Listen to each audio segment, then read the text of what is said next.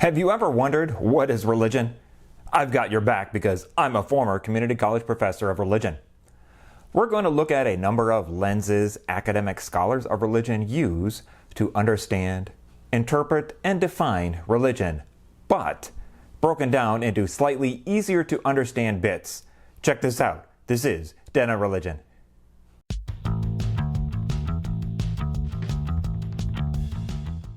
Hey peeps, it's Dr. B with Den of Religion. If you like religion and philosophy content, one thing I really need you to do is to smash that sub button because it really helps out the channel. The transcript is available at 10onreligion.com, and new episodes are posted about every 2 weeks at noon U.S. Pacific time, so drop me some views. So here's the plan. I'm working on a multi-episode series which I'm simply calling What is Religion? This is about understanding the academic field of religion, including how it started and ways academic scholars of religion interpret, understand, and define religion. In this first episode, we're going to look at some of the early stages of development, and then in later episodes talk about the anthropology of religion, sociology, psychology, phenomenology or experience of religion, and finally, the comparison of religion. To get started with the early stages of development in this episode, we're going to mention people named Schleiermacher, Hegel, Feuerbach, Max Muller, and Troeltsch. Let's get started. Much of the early development of the academic field of religion as we know it today started in Germany and then spread out to other areas of Europe, North America, and then finally to other parts of the world. And make no mistake, this is clearly a westernized colonial endeavor to say the least. Now, I'm starting this with Schleiermacher and Hegel, who lived from the late 1700s into the early 1800s, because you have to start somewhere. I could have gone as far back as Spinoza, who lived in the 1600s, because he was one of the first ones to really openly question the divine origin of the Hebrew Bible, as well as inquire into the nature of God. But the contemporary academic field of religion didn't really start with him, so that's why I'm starting a little bit later. The background of all of this comes from the philosophy of Immanuel Kant, who left a huge mark on the entirety of the European academic landscape with his works of immense importance. Kant's major works came in the late 1700s, right around the time the United States was forming as a modern nation-state. Kant essentially kick-started an entire philosophical way of thinking, which became known as German idealism. Basically, objects cannot be known in themselves, but only as they appear to a perceiver. This set the stage for things to really get going. Friedrich Schleiermacher was born in 1768 in Prussia, now Germany, and was one of the first religious thinkers to work within Kant's system. He was later referred to as the father of hermeneutics because he wanted to develop a system of interpretation which could be applied to all texts, not just biblical ones. He started out by separating grammatical interpretation from psychological interpretation. Grammatical interpretation dealt with the language of the text, while psychological interpretation had to do with understanding the author and his or her context or sphere of life in which they lived. To get around the newly developing criticism of religion, as well as Kant's limits on understanding, Schleiermacher referred to the method of understanding God as a feeling of absolute dependence. Hegel, who lived around the same time as Schleiermacher, produced a number of important works for philosophy and religion, most of which were explanations based on three developments or moments or movements in history. These dialectical moments generally ran from an abstract universal to a concrete universal to a concrete particular. Anything universal or general must become particular and concrete. The German word Geist, or spirit, can be seen all throughout his writings. Freedom is the movement of the spirit for the purposes of finding an adequate, objective embodiment of itself. In his philosophy, this was idea, nature, and spirit. In religion, it was about the drive towards discovering determinate religion, which was a necessary manifestation of the universal concept in history. He saw religion in history as chronologically elevating itself from the imperfect to the more perfect. And this was the development of the spirit as a form of progress. So, for example, it went from what he called the Oriental world, to the Greek world, to the Roman world, and then to the Christian Germanic age, whereby this consummate religion of Christianity corresponded most closely with the concept or idea of religion. He referenced specific religions and cultures as he detailed these three stages when he described the content of determinate religion.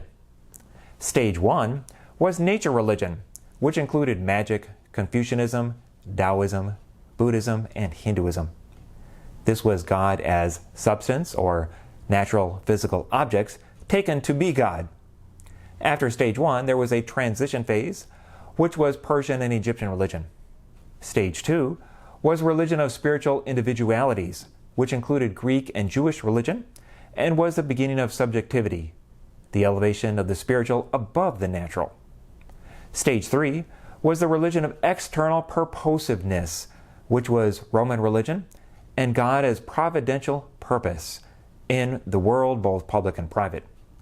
These stages all led towards the consummate religion of Christianity, specifically in its German form.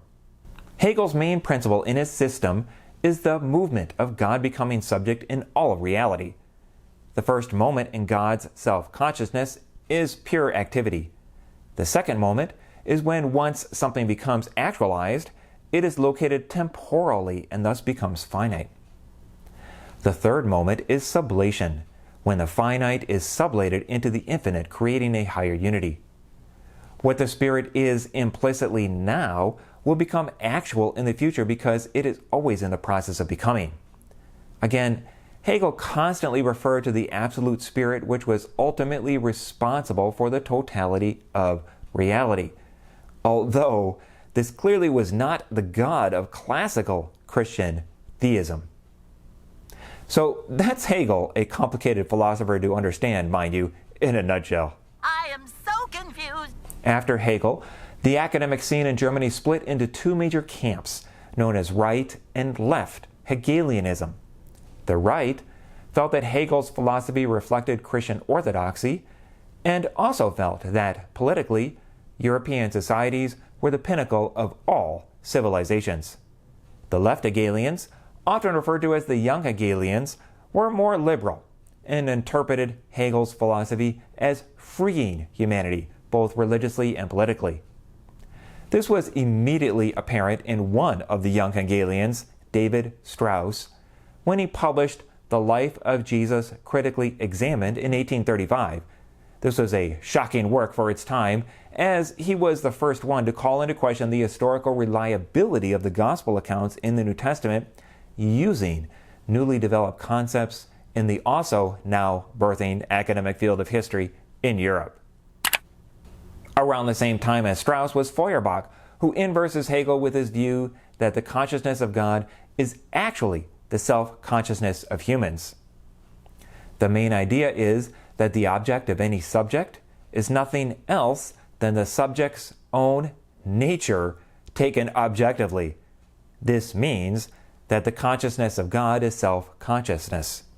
Knowledge of God is self-knowledge. Whatever religion consciously denies in reality, it unconsciously restores in God. What he calls man, a specific individual essence, projects his being into objectivity, and then again makes himself an object to this projected image of himself, thus converted into a subject. Do you get it? He thinks of himself not as an object to himself, but as the object of another being than himself. Thus, man is an object to God. Our realities are therefore the realities of God. In us, they exist with limits, but in God, they are without limits. The personality of God is the personality of man freed from all the conditions and limitations of nature. This is why Feuerbach talks a lot about anthropomorphisms, or resemblances between God and man. God exists not as a metaphysical reality, but rather as a reflection over and against us. Feuerbach influenced the early Karl Marx and a host of other thinkers as well. Now, stick with me and trust the process. Wait a minute! Next up is Max Muller, born in Germany, but whose career was largely in England, spanning from the mid to late 1800s. I should start out by mentioning that his full name is Friedrich Max Muller. Max Muller is actually his surname or last name. This dude was hugely important in developing what we now refer to as the world religions paradigm. He studied both Kant and Hegel, and also another German philosopher named Schelling. But the main things he was super interested in were languages, mythology, and religious texts. He became a specialist in the ancient Indian language of Sanskrit, for example, and also learned a number of other ancient languages. In 1870, Max Muller delivered a lecture series on the science of religion, and not long after, wrote an essay titled Introduction to the Science of Religion, which many scholars cite as the beginning of religious studies as its own discipline. Back then, the word science referred both to the scientific method as we understand it today, and also to knowledge, which was its original meaning from the Latin word scientia. The science of religion was often also called comparative religion, and with the influence of Max Muller, it was now an emerging new discipline. Like the German philosophers which came before him, he held that there was a connection between the finite and the infinite, and religion was the method by which one could apprehend this. In this apprehension, there was always something tangible involved, which, back in the day, was often some personification of the natural world, such as the sun, moon, rain, wind, rivers, mountains, and so forth. Mythology then arose to provide symbolic meaning, which gradually became more abstract.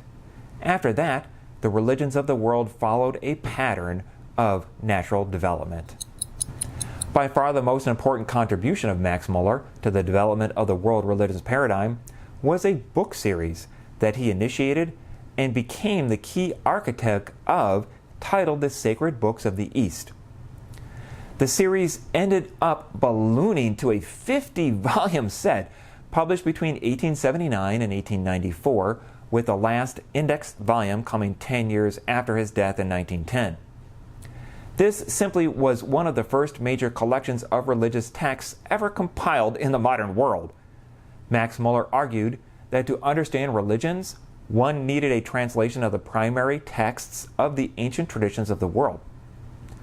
His classification system contained 8 main religions: the Vedic, or Hinduism, Buddhism, Zoroastrianism, Confucianism, Taoism, Mosaism or Judaism, Christianity, and the followers of Muhammad, or what he termed at the time as Mohammedan religion, now more correctly termed as Islam. There were ultimately 20 translators for the series, including Max Muller himself. A sacred book was one that was formally recognized by religious communities as possessing the highest authority for religion, which was not surprising as a definition because it had a striking similarity to a Protestant Christian understanding of Scripture, and of course, Max Muller was a Protestant Christian. Also, the East was anything on the other side of the Bosphorus Strait in modern-day Istanbul, Turkey. Since Christianity and Judaism were already widely known and practiced in Europe for over a millennium, despite having originated in the East, they were considered Western traditions, and thus their sacred texts were not included in the book series. As Max Muller's career was ending, An important new line of thinking was developing in Germany, which would have far-reaching effects for the academic field of religion. This was what became known as the Religionsgeschichtliche Schule, or the History of Religions School, which was a small group of professors at the University of Göttingen and later their students. These mostly German Protestant scholars applied the historical critical method to religion, including a deeper appreciation and utilization of the comparative history of religions, especially to explain the essence of religion in general and Christianity in particular. One of the main figures in this movement was Ernst Troeltsch. I already have an episode dedicated to Troeltsch, so if you want a deeper dive, go check it out. But here's a synopsis. Troeltsch's discovery of historicity and development of historical consciousness had a profound leveling effect on truth claims and values, especially truth claims concerning religion. These all flowed from his principles of criticism, analogy, and correlation. Troeltsch wrote that the problem of the origins of Christianity became a problem in the history of religions because of all the various influential factors in the development of the earliest narratives and texts. Human religion exists only in multiple individual forms, and these forms develop into complex relations of mutual interaction and influence. This made Christianity one religion among others because the same historical method could be applied equally to all of them. Other groups, living under entirely different cultural conditions, may experience the divine in a different way, and thus might be absolute validity for them. As each religion strives to get closer to the divine, each religion will simultaneously get closer to each other. Troeltsch's introduction of a principle of plurality denies relativism and indicates that religious tolerance is necessary and meaningful.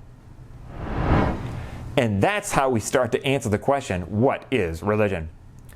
Schleiermacher, Hegel, Feuerbach, Max Muller, and Troeltsch. So what do you think about the early stages of development of the academic field of religion? Which figure did you find the most interesting and why? Leave a comment below and let me know what you think. Next up, the anthropology of religion. It's gonna be good. Until next time, stay curious. If you enjoyed this, support the channel. In the link below, please like and share this video and subscribe to this channel. This is Den of Religion.